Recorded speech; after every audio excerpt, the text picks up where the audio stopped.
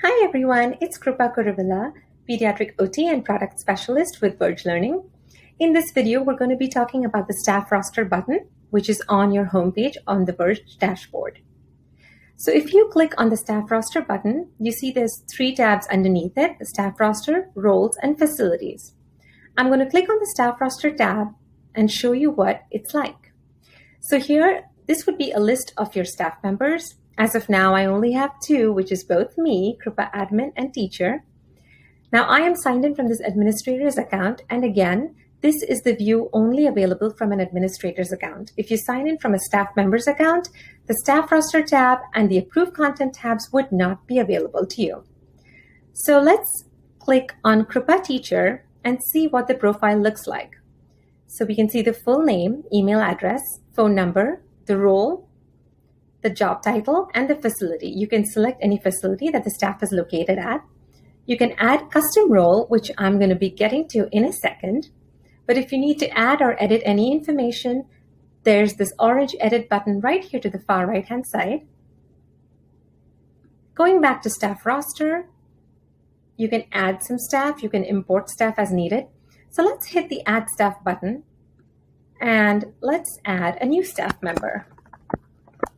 Let's say Krupa OT. Let's give her an email, krupaot@gmail.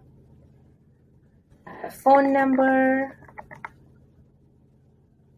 And in roles, I would like to select occupational therapist, job title occupational therapist, and ABC Elementary School. You hit save. And now if you go to the staff roster tab, you will be able to see that Krupa OT has been successfully added. Let's look at the roles tab under the staff roster. Now there's a table here with roles type and actions. Verge has already preloaded some roles here to make life easier for you.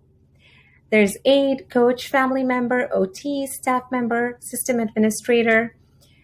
Now under action, you can view what permissions these people have to the Verge platform. So if I click on family member and view it, you don't want the family member to be able to create or edit any information about staff or facilities or students, but you do want to give them access to the family portal. What that means is they will be able to access their sessions, their upcoming sessions, view the calendar, see the assignments that were assigned to the student during therapy and during the educational session, and also access the homework that has been assigned to the student to be done when the student is not in therapy. Going back to the roles page, if I want to add a custom role, I will use this button to the right-hand side, add the role name, set permissions as needed, and then hit Save Role. Under the Staff Roster tab is also Facilities. So as you can see, I have a list of 3 facilities here, what type they are, and the actions. You can modify or delete them.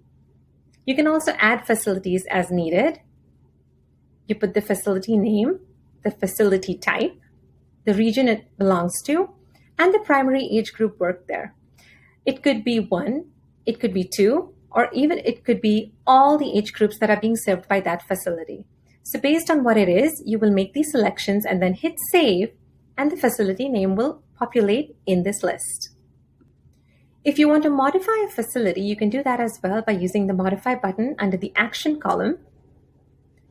Change whatever information you need to, and then hit save to make sure that the new information is saved successfully. Thanks for watching.